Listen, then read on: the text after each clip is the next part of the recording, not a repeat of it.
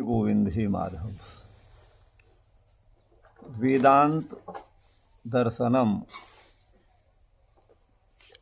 श्री निम्बार्क भाष्य अध्याय 2 पाद 6 सूत्र संख्या 6 246। हस्तादयस्तु स्थिते अतो नैवम। पूर्व सूत्र में ज्ञानेंद्रियों की चर्चा हुई है। ज्ञानेंद्रियां अपने नियत रूप आदि 5 विषयों का ग्रहण करने वाली हैं, लेकिन इंद्रियों की संख्या केवल ज्ञानेंद्रियों तक ही सीमित नहीं है, क्योंकि शरीर में हस्तादयस्तु हस्त आदि भी देखे जाते हैं। अर्थात हाथ भी है, माने जिसको हम पानी कहते हैं, पायु माने गुदेंद्रिय, उपस्थ मूत्रेंद्रिय, और उसके अलावा वाग इंद्रिय बोलती है जब ये है ना, और पादेंद्रिय माने चरण। तो हस्तादिक से ये 5 कर्मेंद्रियों का संग्रह होगा। अर्थात हस्तादयस्तु स्थिते, हस्त आदि भी की स्थिति होने पर भी अतो नैवम, केवल 5 ज्ञानेंद्रियां ही हैं ऐसा नहीं कहा जा सकता। अतो न एवं एवं न। सप्तभ्यो आगे सप्तवई शीर्षण्या प्राणा कहा था और वहां ज्ञानेंद्रियों की चर्चा हुई है। तो अब कहते हैं कि सप्तभ्यो अतिरिक्ते, इन 7 जो इंद्रियों की चर्चा, शीर्षण इंद्रियों की शिरोभाग में विद्यमान इंद्रियों की चर्चा हुई, और वहां तो वस्तुतः एक इंद्रिय को 2 बार भी गिना गया है। जैसे चक्षुर इंद्रिय 2 गोलक हो गए, नासिका छिद्र 2 हो गए तो 2 वो गिन लिए गए, 2 श्रवण, इस तरह से गिना गया है। तो बोले केवल यही इंद्रियां नहीं हैं, क्योंकि हाथ आदि भी स्थित होते हैं शरीर में। अतो नैवम, केवल ज्ञानेंद्रियों तक ही सीमित इंद्रियों की संख्या नहीं माननी चाहिए। सप्तभ्यो अतिरिक्ते, सप्तवई शीर्षण या प्राणा जो कहा, उनसे अतिरिक्त हस्तो वही ग्रह, हाथ भी एक ग्रह माने इंद्रिय है। इंद्रिय को ग्रह क्यों कहा जाता है? क्योंकि वह विषय का ग्रहण करता है, इसलिए हाथ भी एक ग्रह है माने इंद्रिय है।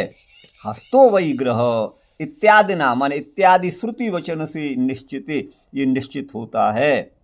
क्या?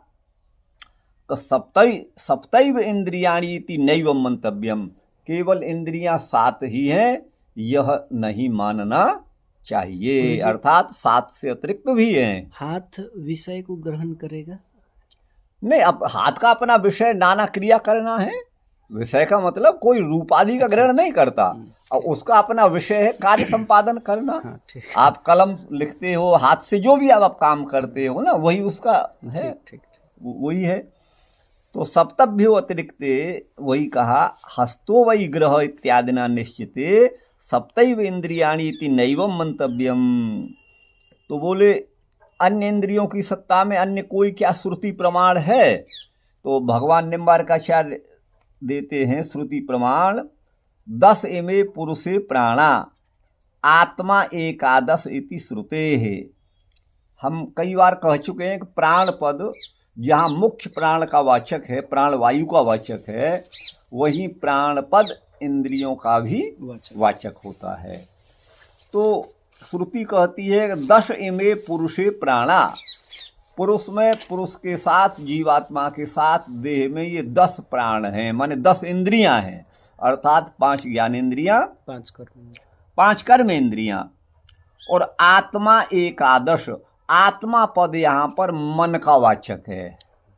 आत्मा पद यहाँ पर मन का वाचक है। आत्मा पद का प्रयोग जीवात्मा में भी होता है, परब्रह्म परमात्मा में भी होता है, देह में भी होता है, अंतःकरण में भी होता है, और अन्य अर्थों में भी आत्मा का प्रयोग होता है, मन अर्थ में भी इसका प्रयोग होता है। तो यहाँ आत्मा एकादश का तात्पर्य, मन जो है वो 11वीं इंद्रिय है, अंतःकरण अंदर की इंद्रिय है वो। इति श्रुते, इस श्रुति से एकादश इंद्रियाणि इति सिद्धांतः। अतएव इंद्रियाणि सप्तैव सन्ति इत्येव न मंतव्यम, अपितु इंद्रियाणां संख्या एकादश नियता वर्तते। शरीरे दृश्यन्तेपि सर्वाणि इंद्रियाणि, श्रुतौ अपि लिखितम्, अतएव सप्तैव इंद्रियाणि इति नैवं मंतव्यम, इंद्रियाणां संख्या एकादश निश्चितास्ति इति उक्तं भगवता निम्बार्काचार्येण अस्मिन् अस्य सूत्रस्य भाष्ये। अतो अग्रे सूत्रमस्ति यत् आणवश्च।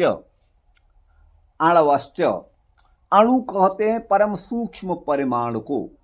हाथी का परिमाण देह बड़ा होता है, उसकी अपेक्षा गाय का बहुत छोटा होता है, उसकी तुलना में उसकी तुलना में अन्य चूहा इत्यादि का और छोटा होता है, चूहे की तुलना में जो है मशक मच्छर आदि का और होता है, चिपटी। लेकिन और उसकी भी आप कल्पना करिए, को इंद्रियां तो वो इंद्रिय ग्राह्य है ही नहीं। आप सभी इंद्रियां मिलकर जब शरीर से निकलती है, सूक्ष्म शरीर के आविष्टन में जब आत्मा शरीर से बाहर निकलता है मृत्यु के समय, तो सब मिलकर भी नहीं दिख पाते, तो वो एक दिखने का तो मतलब ही नहीं है। तो इसलिए अणवश्चय, अणु का मतलब है वो परम सूक्ष्म परिमाण माप वाली आकार वाली होती हैं, वो परम सूक्ष्म होती हैं। अणवश्च सर्वे प्राणा उत्क्रामंती इति उत्क्रांति श्रुते है। शरीर से निर्गत होते समय जीवात्मा जब निकलता है तो जीवात्मा के साथ समस्त प्राण माने इंद्रियां भी, अर्थात इंद्रिय घटित सूक्ष्म शरीर माने 5 ज्ञानेन्द्रियां, 5 कर्मेंद्रियां, 5 सूक्ष्म भूत अर्थात 5 महाभूतों की सूक्ष्म तन्मात्राएं, वो सूक्ष्म भूत और मन और बुद्धि, ये 17 तत्व होते हैं। कई लोग चित्त उसको अहंकार को बुद्धि में अंतर्भाव करेंगे तो 17 हैं, और अहंकार को अलग गिनेंगे तो 18 अवयव वाला सूक्ष्म देह माना जाता है। बाकी तो 17 तत्व वाला ही माना गया है। अहंकार का अंतर्भाव उसी बुद्धि में हो जाने से ये 17 अवयवात्मक सूक्ष्म शरीर रूपी रथ पर बैठ करके जीवात्मा यस्मिन काले, है ना, शरीरात उत्क्रामति, जिस समय शरीर से ये निकलता है तो कोई देख नहीं पाता, कोई दूरबीन लगा के भी बैठे तो भी नहीं देख सकता। उत्क्रामंतम स्थितम वापि भुंजानम वा गुणान्वितम विमूढ़ तो नान पश्यंती, कोशिश कर करके मर जाए देख ही नहीं पाएंगे। जो पश्यंती ज्ञान चक्षुष, ज्ञानी लोग भी इन चक्षुओं से नहीं देखेंगे, वो ज्ञान रूप चक्षु के द्वारा उसका दर्शन करते हैं। आप समझिएगा, अज्ञानी तो कर ही नहीं सकते किसी भी तरह से। तो इसीलिए अणवश्च, वो अणु परिमाण वाली इंद्रियां होती हैं। सर्वे प्राणा उत्क्रामंती, सभी प्राण उत्क्रमण कर जाते हैं। इति उत्क्रांति श्रुते, शरीर को त्यागने की अवस्था में जीव जब शरीर से निकलता है तो उसको उत्क्रांति, छोड़कर जाना, उससे ऊर्ध्वगमन, उसको छोड़ करके चले जाना, पूर्व शरीर को त्याग देना, यही उत्क्रमण है। क्रमुपाद विक्षेपे, चलना, निकल जाना। तो ये उत्क्रांति विषय श्रुति माने वेद वचन उपलब्ध होता है। अतएव, और उत्क्रांति काल में वो किसी मनुष्य आदि के द्वारा देखे नहीं जाते। अतएव प्राणा अणवः, वो अणु परिमाण वाले हैं। ठीक गुरु भाई, इसका तो मैंने नहीं, कोई जरूरत नहीं इसको देख करूं, आपकी इच्छा, या आप बताइए। आपकी इच्छा। हाँ, वो इसमें एक आध और कुछ लिखा होगा तो मैं नहीं लिखेंगे तो बोल दीजिए। बाकी तो वो तो स्पष्ट तो हो ही रहा है। ये प्राण माने इंद्रियां अणु अत्यंत सूक्ष्म ही हैं। ये इंद्रियां सूक्ष्म परिमाण जी, किसका, इसी अणवश्च का? हाँ, अणवश्च का ही है जी। तो भगवद गीता में भी है, शरीरम यद वापनोति यच्चाप्युत्क्रामति स्वर गृहीत्वै तानि संयाति। इनको साथ लेकर के जाता है, इंद्रियों को साथ लेकर के, जैसे वायु गंध के आश्रय पुष्प आदि से गंध को लेकर जाता है। पूर्व देह की इंद्रियों के साथ जीवात्मा देहांतर में जिस शरीर को त्याग रहा है उसमें जो इंद्रियां थीं, इंद्रियों के गोलक को साथ लेके नहीं जाता, मूल इंद्रियों को लेकर के साथ चला जाता है। उत्क्रांति काल में निकटस्थ व्यक्ति भी अत्यंत सूक्ष्म होने के कारण उन इंद्रियों को देखने में समर्थ नहीं हो पाता है, अतः इंद्रियां अत्यंत सूक्ष्म हैं। वही मैंने यहाँ कह दिया। अब है श्रेष्ठश्च, अगला सूत्र है 248। श्रेष्ठो मुख्यः प्राणो वावज्येष्ठः श्रेष्ठश्च। अब यहाँ प्राण पद इंद्रियों का भी वाचक है, प्राण पद जो है वो गुरु भाई यहाँ पर मुख्य प्राण का भी वाचक है, प्राण वायु का भी वाचक है। तो अब इनमें श्रेष्ठ और ज्येष्ठ कौन है? ज्येष्ठ माने बड़ा, जिसका पहले जन्म हुआ वो बड़ा और जिसका पीछे जन्म हुआ वो छोटा। और श्रेष्ठ का मतलब है अपनी सत्ता का एहसास करा के अपनी क्रिया द्वारा श्रेष्ठता का प्रतिपादन करना। ये दोनों बातें मुख्य प्राण में ही हैं। तो जो मुख्य प्राण है माने प्राणवायु है, वह अन्य इंद्रियों की अपेक्षा ज्येष्ठ भी है और श्रेष्ठ भी है। बोले ज्येष्ठ कैसे है? पहले ये पढ़ लेते हैं। श्रेष्ठो मुख्य प्राणो, मुख्य श्रेष्ठ, मुख्य प्राण श्रेष्ठ है। प्राणो वाव ज्येष्ठ श्रेष्ठश्च इति श्रुति प्रोक्त। श्रुति में कहा गया है कि प्राण जो है वो निश्चित ही ज्येष्ठ माने बड़ा भी है इस इंद्रियों में, सूक्ष्म शरीर इसमें, और श्रेष्ठ भी है। ये श्रुति में प्रोक्त माने कहा गया है। प्राणो महाभूतादिवद उत्पद्यते, और प्राण की उत्पत्ति जैसे महाभूतों की उत्पत्ति होती है वैसे प्राण भी उत्पन्न होने वाला एक तत्व है। बोले कुतः, ये आपने कैसे कहा प्राण उत्पन्न होता है? तो बोले एतस्मात् जायते प्राण मनः सर्वेन्द्रियाणि च, है ना। खम वायुर्ज्योतिराकाश पृथ्वी विश्व से धारिणी, कल भी बोला था, वही मंत्र है पूरा। मन एतस्मात् माने इसी से, जायते माने उत्पन्न होता है, प्राणः माने प्राण। अब आप समझिए किससे उत्पन्न होता है प्राण? या एतस्मात् तो पद पूर्व पद का पूर्वोक्त का परामर्शक है। तो अब यहाँ निमित्त कारण रूपी परमात्मा के द्वारा ये पैदा होता है। परमात्मा इसको पैदा करता है, लेकिन उपादान इसका मूल प्रकृति ही है। तो मूल प्रकृति से उत्पन्न होते हैं ये प्राण आदि, लेकिन उत्पन्न करने वाला जो है परमात्मा है, वो निमित्त कारण है। तो इससे ये जो है प्राण उत्पन्न होते हैं, ये समान श्रुति सुनाई देती है। तो प्राण की ज्येष्ठता और श्रेष्ठता कैसे सिद्ध हम करें? तो इसको आप समझिएगा। और श्रेष्ठ माने मुख्य प्राण श्रेष्ठ है। यहाँ प्राण अपान आदि पंचवृत्ति वाले प्राण को अन्य इंद्रियों की अपेक्षा श्रेष्ठ कहा है। प्राण पंचवृत्ति वाला है, प्राण अपान व्यान उदान समान इस भेद से। तो उसमें ये इंद्रियों की अपेक्षा प्राण श्रेष्ठ है। बोले कैसे? बोले क्या प्रमाण? तो बोले छांदोग्य उपनिषद कहता है प्राणो वाव ज्येष्ठश्च श्रेष्ठश्च। प्राण जो है वो ज्येष्ठ भी है माने बड़ा भी है और श्रेष्ठ भी है। अर्थात मुख्य प्राण अन्य प्राण माने इंद्रियों की अपेक्षा ज्येष्ठ एवं श्रेष्ठ है। यद्यपि अन्य इंद्रियां भी जीव के साथ नूतन शरीर में प्रविष्ट होती हैं और प्राण भी होता है, दोनों प्रविष्ट होते हैं, लेकिन अंतर है इसमें। किंतु अन्य इंद्रियां अपनी वृत्ति माने क्रिया का लाभ कब करेंगी? जानते हैं? अन्य इंद्रियां अपना अपना कार्य कब करेंगी? जब बच्चा पेट में आ जाएगा। ध्यान दीजिएगा, बच्चा पेट में आ गया, अभी तो वो प्रथम दिन तो जब संयोग हुआ रजवीर का, तो वो एक रात्रेण बुध बुध कलल ऐसा कुछ श्लोक आता है। वो एक पानी की बूंद ही रहता है, लेकिन वो 2 महीने के बाद उसमें शरीर के अवयव बनना प्रारंभ होते हैं। स्त्री और पुल्लिंग के चिन्ह भी विकसित 2 महीने के बाद होने लगते हैं, आप समझिएगा। तो अब इंद्रियां जो अपना कार्य करेंगी माने चक्षुर आदि इंद्रियां अपना जो कार्य करेंगी वहां पर, वो कब करेंगी? ध्यान दीजिए, वो कार्य तब करेंगी जब उनके गोलक बन जाएंगे।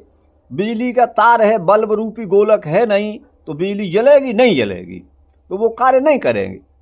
लेकिन प्राण क्या है? प्राण वायु जब वीर्य और रज का संयोग हुआ, गर्भाशय में गया, प्राण वायु अपना काम उसी समय से प्रारंभ कर देती है। और उसी का फल ये है कि वह जो अंदर पड़ा हुआ रजवीर का संयोग है वो दूषित नहीं होता, उसमें बदबू नहीं आती, वो सड़ता और गलता नहीं है, बल्कि वो उसका विकास होता जाता है। वो उस प्राणवायु की यही श्रेष्ठता है कि उस रजवीर को शरीर में वो सड़ने नहीं देता।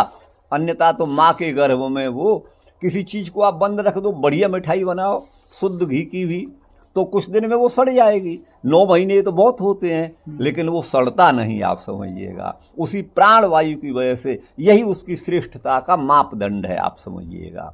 प्राण और ज्येष्ठ, उसकी ज्येष्ठता का तात्पर्य यहाँ पर है वो उसने क्रिया अपना पहले ही कर दी।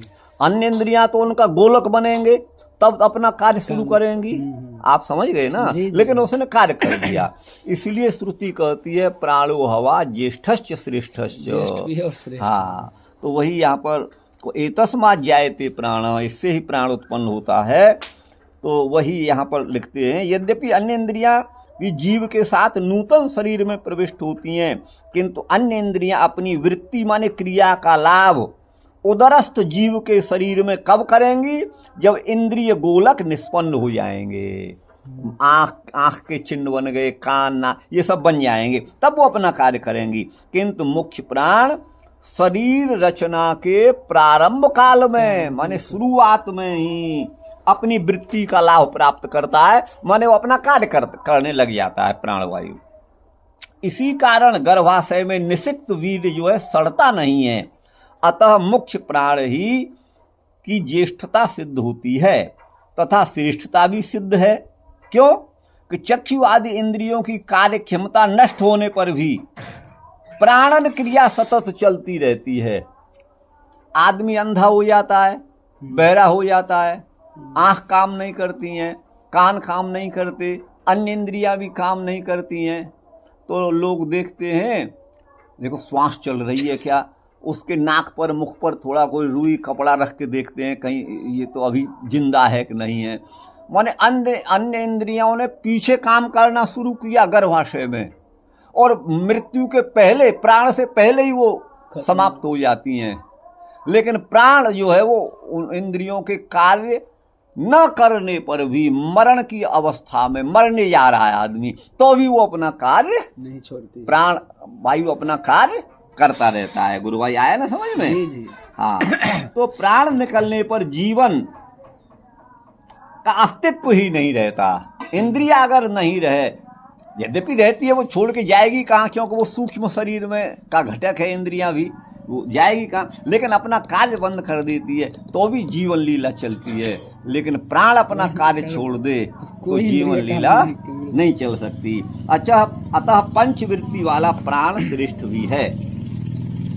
नवै सख्यामस्त्वदृते जीवितुम बृहदारण्यक 6:13, बृहदारण्यक 6:13, नवै सख्यामस्त्वदृते जीवितुम। एक बार इंद्रियों में विवाद हुआ कि मैं बड़ा हूँ, आपने उपनिषद में सुना पड़ा होगा। जी जी। तो फिर वहां पर प्राण की ही ज्येष्ठता और श्रेष्ठता सिद्ध होती है। तब अन्य इंद्रियों ने हाथ खड़े कर दिए और उन्होंने क्या कहा? नवै सख्यामस्त्वदृते जीवितुम बृहदारण्यक 6:13, हम त्वदृते तुम्हारे बिना हे प्राण देवता, हम आपके बिना जीवन हमारा असंभव है। आंख देख नहीं सकती प्राण के बिना, कान सुन नहीं सकते, लेकिन प्राण उनके बिना कार्य कर सकता है। तो यही उसकी ज्येष्ठता और श्रेष्ठता है। वस्तु स्थिति को लेकर यह कथन औपचारिक ही है, अर्थात अचेतन में चेतनवद उपचार से उक्त वचन कहा गया है। इंद्रियां तो अचेतन है, प्राण भी अचेतन है, वो काय को ये कहेंगी कि मैं बड़ा, ये तो चेतन विवाद कर सकता है। माने I am best, you are bad, तुम घटिया हो, मैं बढ़िया हूँ, ये तो कोई चेतन कहेगा। इंद्रिया तो अचेतन है। फिर उपनिषद में ऐसा क्यों कहा गया?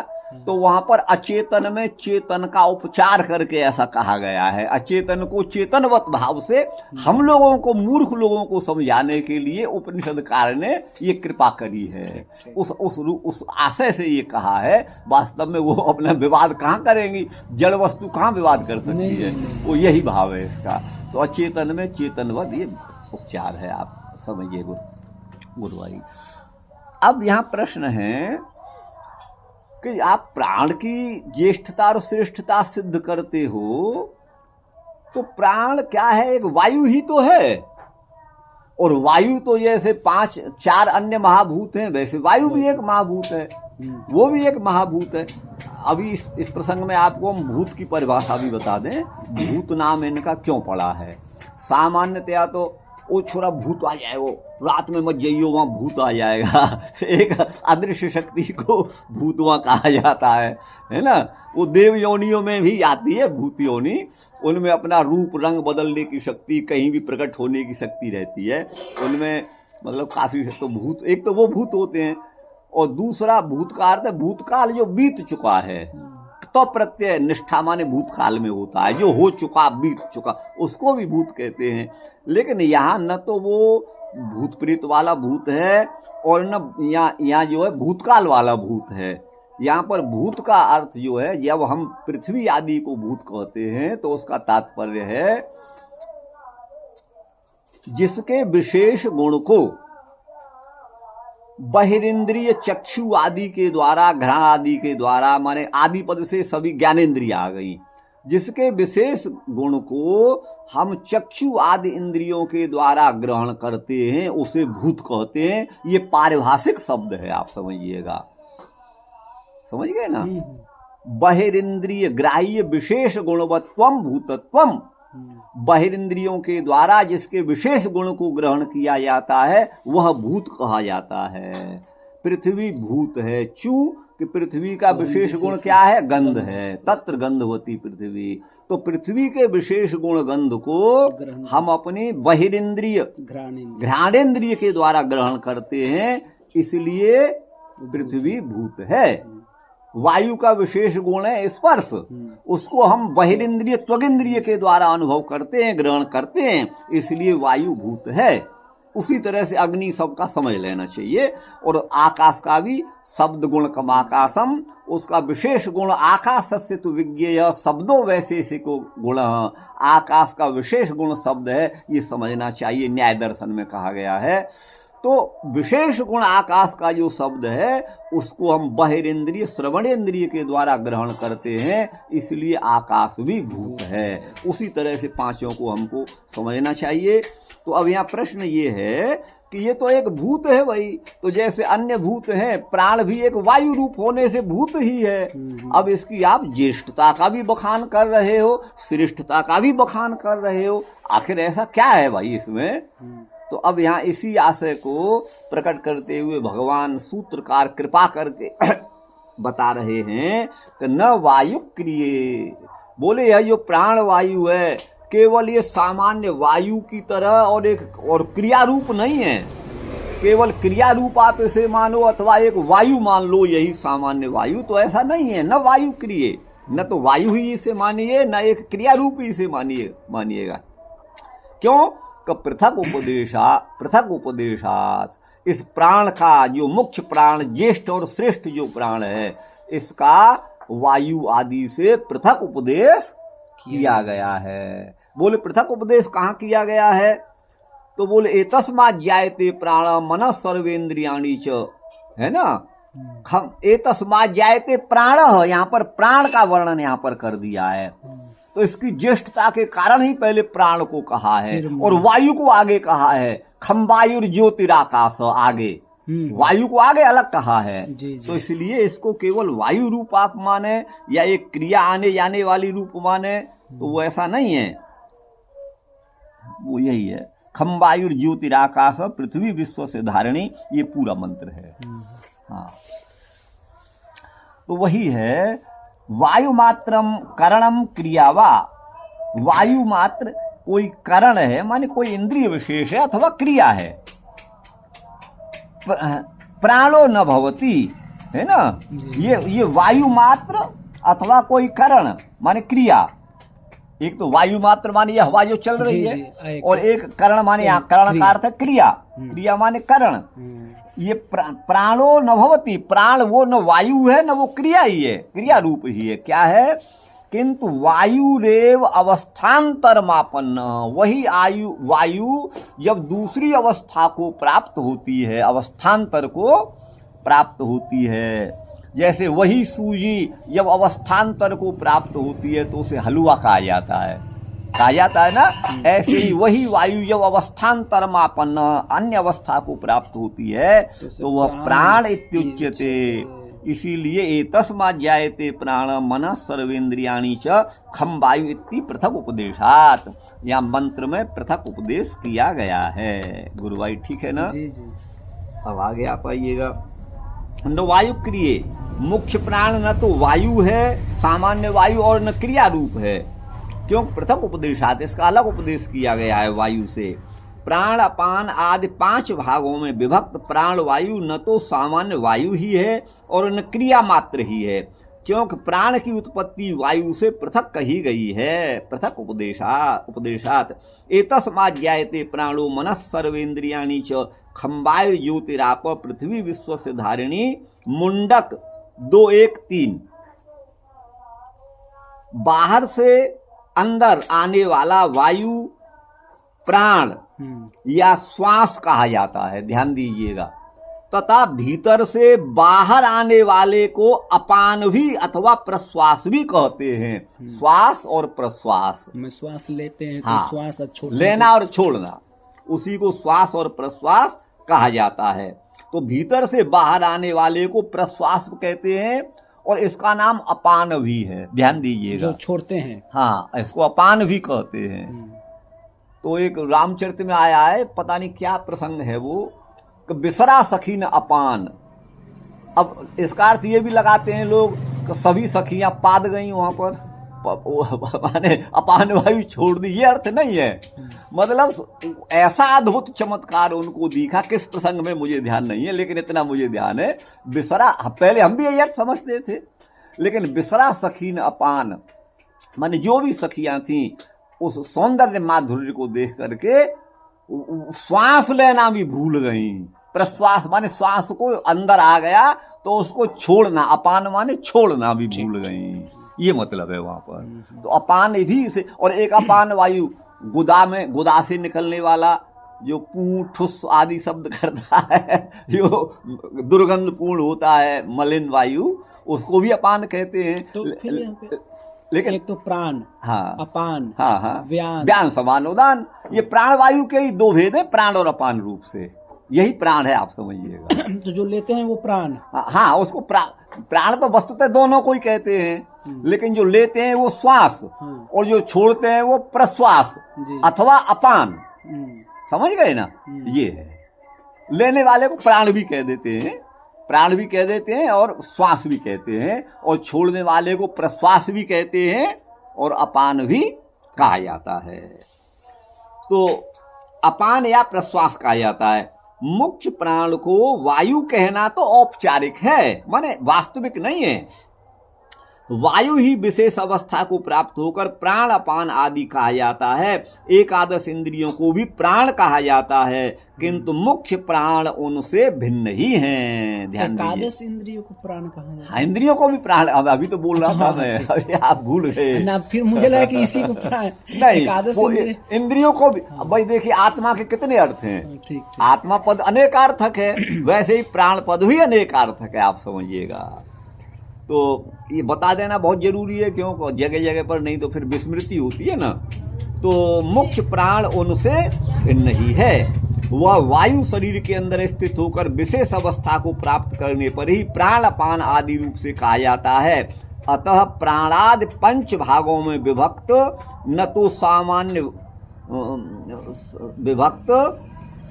तो सामान्य वायु से भिन्न ही है और न कोई अन्य तत्व है। ध्यान दीजिएगा, अन्य भी नहीं है और भिन्न भी नहीं है, ये मतलब है। अतः क्योंकि वही वायु आएगी अवस्थान्तर होकर के, अतः वायु को भिन्न एवं अभिन्न बताने वाली श्रुतियां सार्थक हैं। आप समझ गए ना? वो दोनों, वही भेदा भेद वाली बात आ गई, द्वैता द्वैत वाली ये बात आ गई। तो अभी और पढ़ना चाहोगे? कितनी देर है? अच्छा, सेक लो। चलो ये पढ़ देते हैं। आगे है गुरु भाई, अगला सूत्र है ये, चक्षुरादिवत्तु तत्सह सृष्ट्यादिभ्य।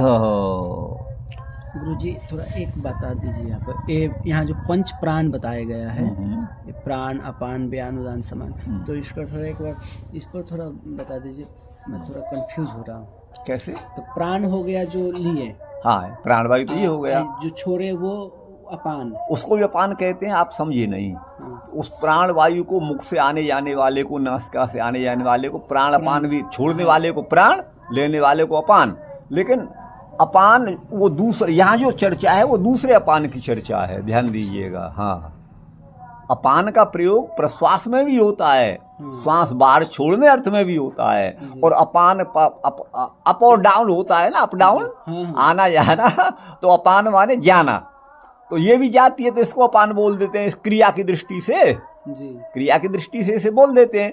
वस्तुतः मुख्य रूप से तो अपान जो है गुदा में, गुदा से जो निकलता है, गुदेंद्रिय से, उसको अपान बोला जाता है। यहाँ वही है गुदेंद्रिय वाला अपान। और व्यान, उदान, समान, देखिए ये उदान कंठ देशगः, उदान वायु जो है कंठ में रहता है। आप भोजन करने के बाद डकार लेते हैं ना, तो वो उदान वायु आप समझिएगा। और व्यान वायु पूरे शरीर में, वो रक्त आदि का संचार करता है। और समान वायु जो है हमारे शरीर में हमने खाया है ना, उसको समान रूप से जिस अंग को जितना चाहिए, रक्त आदि जो भी बना हमारे शरीर में, उसको समान रूप से जिसको, जिस इंद्रिय को, जिस करण को जितनी जरूरत है, उसको उस रूप में विभक्त करने वाला वो समान वायु रहता है। ठीक है ना गुरु भाई? तो ये है। तो अब आगे है चक्षुरादिवत्तु तत्सह सृष्ट्या दिव्य। बोले चक्षु आदि के समान ही, तत्सह माने उसके समान, सृष्टि माने अनुशासन, अनुशासन माने पढ़ना, शास्त्र का अनुशासन, उन्हीं के द्वारा शास्त्र में इनका कथन किया जाने से, तत्सह सृष्ट्या दिव्य। श्रेष्ठोपि प्राणस चक्षुरादिवत जीवोपकरण विशेष। जैसे जीव का जीवात्मा का उपकरण, देखने का साधन, करण माने साधन चक्षुरिंद्रिय है, श्रवण का उपकरण श्रवणेन्द्रिय है। ठीक है ना? तो वही उसी तरह से जो श्रेष्ठ प्राण भी है, श्रेष्ठोपि प्राण, प्राण इन इंद्रियों के अपेक्षा श्रेष्ठ होता हुआ भी चक्षुरादिवत, चक्षु आदि इंद्रियों के समान जीव का एक उपकरण विशेष ही है, जीव का उपकारक है, यूँ समझिएगा। कुतः को बोले प्राण संवाद आदिषु, जहाँ प्राणों का संवाद, अन्य इंद्रियों का संवाद है, तेह प्राणा अहम श्रेय से विवदमाना है ना, ब्रह्मांडम ऊचुहु। वो प्राण माने इंद्रियां और मुख्य प्राण आपस में विवाद करने लगे कि मैं बड़ा हूँ, मेरी महत्ता है, तुम छोटे हो, तुम निकृष्ट हो, मैं ही ज्येष्ठ हूँ, मैं ही श्रेष्ठ हूँ। ये विवाद हुआ तो ब्रह्मा जी के पास गए, हमारा निर्णय करिए कौन ज्येष्ठ और श्रेष्ठ है। आप समझ गए ना? तो उसी प्रकरण में प्राण संवादादिषु, वही यहाँ पर भगवान निम्बार्काचार्य जी ने संकेत दिया है कि जहाँ प्राणों का संवाद आपस में परस्पर है, तो वहाँ चक्षु आदि के साथ, सह माने साथ, प्राणस्य सृष्ट्या दिव्य, प्राण का को भी अनुशासित किया है, माने वहाँ शास्त्र में लिखा है, शास्त्र में उसको भी पढ़ा गया है। ठीक है ना? तो इसलिए वह भी जीव का उपकरण विशेष है, साधन विशेष है। जैसे हम अन्य इंद्रियों से देखते, सुनते, बोलते हैं, वैसे प्राण भी हमारे जीवन का एक मुख्य साधन है। ये इतना कहना चाहते हैं गुरु भाई। चक्षुरादिवत्तु तत्सह सृष्ट्यादिभ्य, मुख्य प्राण चक्षुरादिवत नेत्र आदि करणों के समान ही जीव का, जीवात्मा का करण है, माने साधन है, जीवन का साधन है। तत्सह सृष्ट्या दिव्य, तत्सह माने उन चक्षु आदि के समान, उनके साथ, इंद्रियों के साथ ही मुख्य प्राण का सृष्टि माने कथन, अनुशासित, अनुशासन उनका किया गया है, कथन किया गया है। अन्य इंद्रियों के समान ही मुख्य प्राण जीव का करण है और अचेतन भी है। जैसे अन्य इंद्रियां अचेतन हैं, वैसे मुख्य प्राण भी अचेतन है। ये मुंडक 2:1-3 में एक साथ ही इन सबको पढ़ा गया है, उसको बार बार नहीं बोल रहे, ये तस्मात् जायते इत्यादि, तो वो जो है यह भी एक अलग से उपकरण जीव का है। ये सभी करण जीवात्मा के भोग के साधन हैं। जीव इन्हीं के द्वारा अपना भोग भोगता है, जो भी करता है वो उसमें, जैसे इंद्रियों का अपना महत्व है वैसे इनका भी महत्व है। तो बोले जब प्राण इंद्रियों के समान जीवात्मा का उपकारक है तो इस मुख्य प्राण को इंद्रिय क्यों नहीं कहा? जैसे उन इंद्रियों को तो प्राण कह दिया, लेकिन मुख्य प्राण को आपने इंद्रिय नहीं कहा। ये क्या गड़बड़ हो रहा है भाई? गड़बड़ घोटाला हमको लगता है। तो अब उसी बात को यहाँ पर भगवान सूत्रकार यहाँ पर कहते हैं, अकरणत्वाच्च, यह प्राण जो है अकरण, अन्य इंद्रियों के समान इंद्रियों में परिगणित नहीं होता। अकरणत्वाच्च, अकरण होने के कारण न दोषः, इसमें कोई दोष नहीं है भाई। बुरा मत, इस प्राण ने बुरा नहीं माना। हमको आप इंद्रियां नहीं कहते हो तो हम कोई बुरा नहीं मानते। कोई दोष नहीं है इसमें। आ रहे हैं, ठहरे 2 मिनट रुक जा। तथा ही दर्शयति, जैसा कि दिखलाता है, श्रुति दिखाती है, श्रुति कहती है। क्या कहती है श्रुति? ननु प्राणस्य जीवोपकरणत्वे, आप प्राण को जीव का उपकरण कहोगे तो तदनुरूप कार्याभावेन, करण के अनुरूप इसका कार्य देखा नहीं जाता। पंच ज्ञानेन्द्रियां 5 विषयों का, अलग अलग विषयों का ग्रहण करती हैं। ये तो कोई विषय, कर्मेंद्रियां अलग अलग करती हैं। तो वही का तदनुरूप कार्याभावेन, अन्य इंद्रियों के समान प्राण का कोई कार्य तो देखा नहीं जाता। तो अकरणत्वात्, इसको करण क्यों माना? इसको करण नहीं माना जाएगा। तो बोले करण नहीं माना जाएगा तो कोई बात नहीं, तो यहाँ कोई दोष नहीं है। अकरणत्वात् दोष इति न, अगर ये करण नहीं है, अन्य इंद्रियों के समान इसको करण नहीं माना प्राण को, तो कोई दोष नहीं है। ये तो देहेंद्रिय विधारणम, बोले देह को धारण करना और इंद्रियों को धारण करना, देह इंद्रिय सबको धारण करना, ये प्राण का असाधारण कार्य है। असाधारण माने मुख्य कार्य है। ये प्राण वायु अगर नहीं हो तो न तो देह हमारा टिक सकता है और न इंद्रियां टिक सकती हैं। तो इन सब का आधार है वो। यह भी इसकी ज्येष्ठता और श्रेष्ठता, इसकी श्रेष्ठता का एक मापदंड आप समझ लीजिएगा। तो देह इंद्रिय का विधारण ही, प्राण धारण ही इसका कार्य है, असाधारण कार्य है। अहम एव एतत् पंचधा आत्मानं विभज्य, अब ये वायु कह रहा है, प्राण कह रहा है। अहम एव माने मैं, प्राण वायु ही, एतत् पंचधा आत्मानं, अपने को 5 भागों में विभक्त कर देता हूं, प्राण अपान व्यान समान उदान। आत्मानं पंचधा विभज्य, अपने को 5 भागों में विभक्त करके, एतद बाणम, इस शरीर रूपी बाण को, इस शरीर रूपी बाण को अवष्टभ्य धारण करके, विधारयामी माने स्थित होता हूं, इसको धारण अपने द्वारा करता हूं। अब यहाँ बाण क्यों कहा? शरीर को बाण क्यों कहा समझिएगा। आपने बाण चलाया, जब तक उसमें वेग है वो चलता रहेगा। उसी तरह से जब वेग समाप्त हुआ तो बाण नीचे गिर जाएगा, आगे जिस दूरी पर भी गिरे वो गिर जाएगा। उसी तरह से जब तक प्राण की शक्ति है, ये शरीर रूपी बाण चलता रहता है। आप समझ गए ना? और जब उसकी शक्ति समाप्त हो गई तो वहीं उसका पतन हो जाता है, इसलिए इसको बाण कहा है, आप समझिएगा। तो वही है, एतद बाणम अवष्टभ्य विधारयामी, मैं धारण करता हूं। ये श्रुतिर दर्शयति, ये श्रुति दिखलाती है गुरु भाई।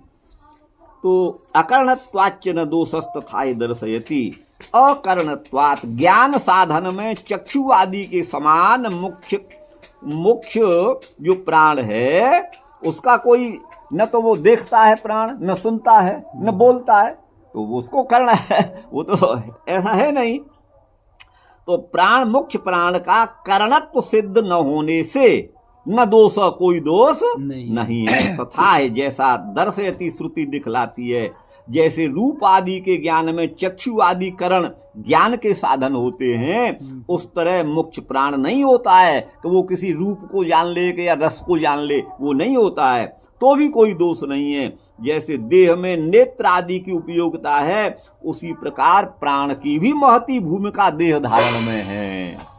वाक आदि किसी इंद्रिय कोई अपने कार्य से विरत हो जाने पर, अपना कार्य करना छोड़ दे, वाणी आदि कोई, तो भी शेष कार्य माने दर्शन, कोई आदमी बोल नहीं पा रहा है तो दिखता तो है, सुनता तो है, सुन रहा है, देख रहा है। ये बात को क्यों कहा? जब मृत्यु का समय आता है ना, तो सबसे पहले मृत्यु वाणी पर अटैक करती है, उसका बोलना बंद होता है, उसके बाद फिर सारी इंद्रियां अपना कार्य छोड़ती हैं। तो इसलिए वाक यहां पर कहा। वाक आदि इंद्रिय अपने कार्य से निवृत्त हो जाती है, तो शेष माने दर्शन आदि कार्य शरीर में चलते रहते हैं मृत्यु के समय। किंतु मुख्य प्राण के अभाव में शरीर के संपूर्ण कार्यों का है ना, माने दर्शन, स्पर्श, जो भी कुछ है, गमन, ये सर्वथा अभाव हो जाता है। अगर मुख्य प्राण चला गया तो फिर न आंख देख पाएगी, कोई कुछ नहीं कर पाएगा, न श्रवण सुन पाएगा। अन्य इंद्रियों की अपेक्षा मुख्य प्राण ही श्रेष्ठ है कि यही महत्ता है। श्रुति में दर्शाया गया है, तेन यदस्नाति यत् पिबति तेन इतरान प्राणान अवति। हम जो खाते हैं ना, वो प्राण के बल पर ही खाते हैं और प्राण के बल पर ही उसे हजम भी करते हैं। तो यदस्नाति जो कुछ खाता है, यत् पिबति जो पीता है, तेन इतरान प्राणान अवति उससे ये मुख्य प्राण अन्य प्राणों की इंद्रियों की रक्षा करता है, अन्यथा तो नहीं होगी। इतरान प्राणानावती, ये छांदोग्य 1-2-9 गुरु है। मुख्य प्राण के द्वारा जो खाया जाता है, जो पिया जाता है, उसे अन्य प्राणों की माने अन्य इंद्रियों की यहाँ पर रक्षा होती है। चक्षु आदि इंद्रियां अपने अपने विषय का ही ग्रहण करती हैं, किंतु मुख्य प्राण की शरीर में स्थिति होने पर सभी प्राणों की रक्षा होती है। तथा अपना अपना कार्य करने में अन्य इंद्रियां इसी प्राण की कृपा से समर्थ होती हैं, मुख्य प्राण की कृपा से। बोले क्या प्रमाण?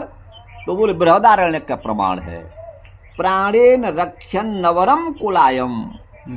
कुलाय घोंसले को कहते हैं, नीड भी कहते हैं। आपने वृक्षों पर चिड़ियों का घोंसला देखा होगा, आजकल नहीं दिखाई देते हैं, पता नहीं वो चिड़ियां कहाँ गई और घोंसले भी नहीं देखे, हमने कितने वर्षों से नहीं देखे। हाँ, तो वो जो कुलाय कहते हैं, तो ये शरीर कुलाय में क्या है? चिड़िया रहती है। ये शरीर हमारा कुलाय है, घोंसला है, इसमें हम चिड़िया रूप हमारा जीवात्मा रहता है, आप ऐसा समझिएगा। तो वही है प्राणेन रक्षन नवरम कुलायम।